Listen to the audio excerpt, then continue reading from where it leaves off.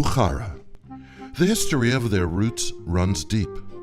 Their name comes from the former Central Asian Emirate of Bukhara, which once had a sizable Jewish community. Bukharian Jews speak Bukhari as their primary language, a Tajiki Persian language mixed with Hebrew words. But they also speak Russian, since the area was Russified after the communist regime. One tradition traces their origins to the exile of the 10 tribes by the Assyrians at the time of the Navi Hosea in the 7th century BCE, specifically to the tribes of Naphtali and Yisachar. More modern sources trace their origins to the time of Cyrus, who conquered Bavel in 539 BCE and encouraged settlement throughout the Persian Empire. This group, through natural migrations over time, settled in the Bukhara area of Central Asia. This makes them one of the oldest surviving Jewish ethno-religious cultures. But they didn't just survive, they have thrived over the millennia in spite of being largely isolated from the rest of the Jewish world.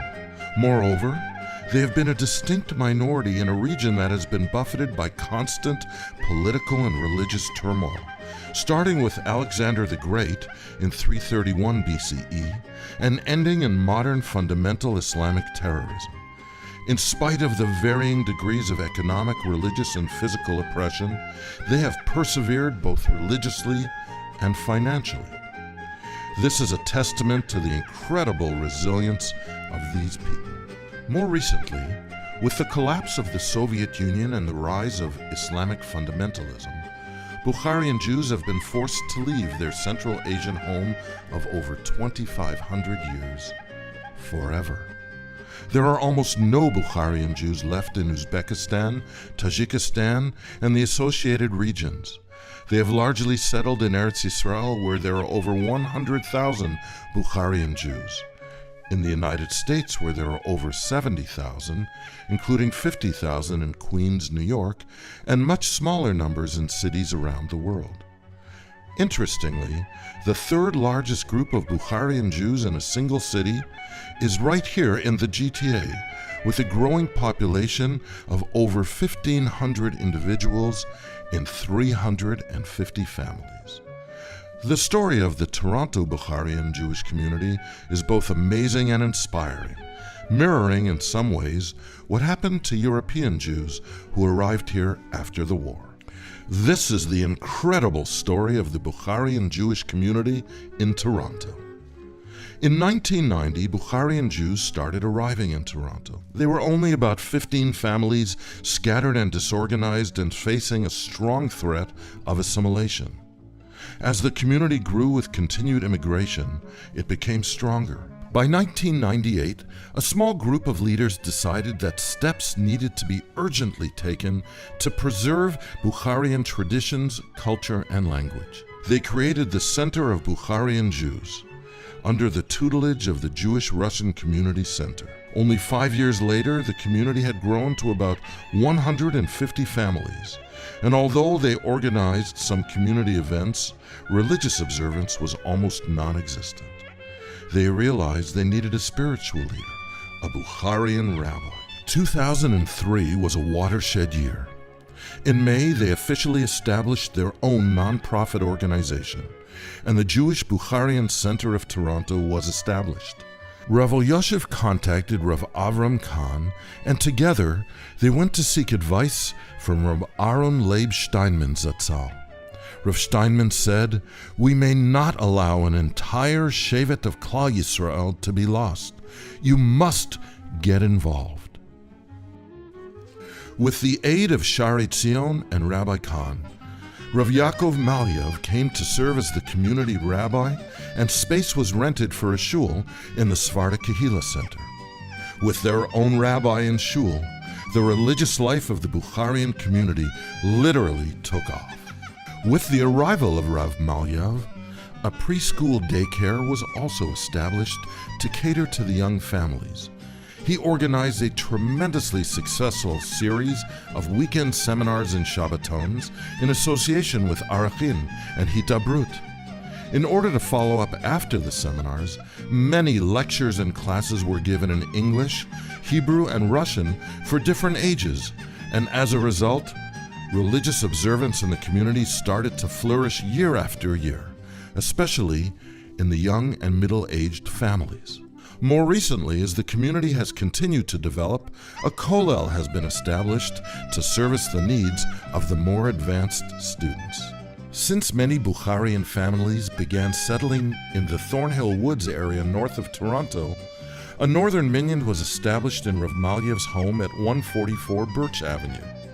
Moreover, with the generous support of the Jakubowicz and Cohn families, the Menachem Tzvi Jakubowicz Learning Center was established. As a testament to its success, hundreds and hundreds have participated in after-school youth programs for teenagers, various young adult sessions, and special events for adults and couples. Over 360 women attended regular Rosh Chodesh programming, and every month, no less than 70 women attend the monthly challah baking event. By 2012, it was obvious that the community now required a second rabbi to help lead the original minyan at the Kehillah Center and to deal with the teenage and young adult population.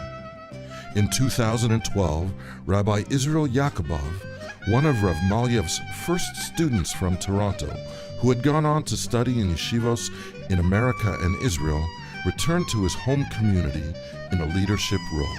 Since his arrival, he has started giving many shiurim in Hebrew, English, and Russian, as well as establishing, with Rabbi Malyev and Kahn, a daily morning kollel minyan. Rabbi Yakubov is now in the advanced stages of opening a daily after-school teen club. There is incredible energy in the Bukharian community, reflected in their tremendous increases in both Gashmius and Ruchnius. 200 children now attend Jewish day school, and Rav Malyev estimates that between 70 and 100 families are now Shomer Torah u'mitzvos. This is a testament to the energy of Rav Malyev and Shari Tzion and a tribute to the spiritual strength of this outstanding community. However, with this success, the Bukharian community faces a new problem. They need a home of their own. The Malyev home only provides very limited space, and community events often attract upwards of 300 people. In January 2016, construction began on the new Bukharian Jewish Center of Toronto at Bathurst and Rutherford, together with the country shul.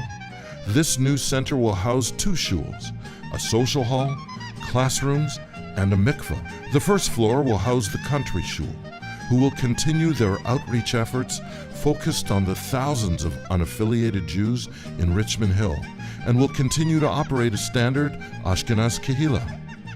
On the second floor, the Bukharian community will have, at last, their own Beit Knesset.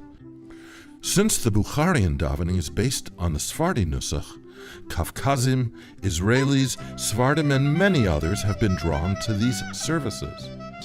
The new social hall will host their simchas and community events, which will also attract the less affiliated members of the community and create greater cohesiveness and growth. Once completed, the center will permanently house the Menachem Tzvi Jakubowicz Learning Center, currently on Birch Avenue, and the morning kollel that is currently in the Kehillah Center. The hidden jewel in the crown will be the center's mikveh. Beyond being beautifully designed and planned to service the hundreds of families without a mikveh in that area, it also houses Toronto's only fully wheelchair-accessible mikveh. The new center will be a true Makom Torah and will not only be a magnet for the Bukharian community, but will galvanize the entire Jewish community in Richmond Hill. Our Rabbanim have heartily endorsed this important project.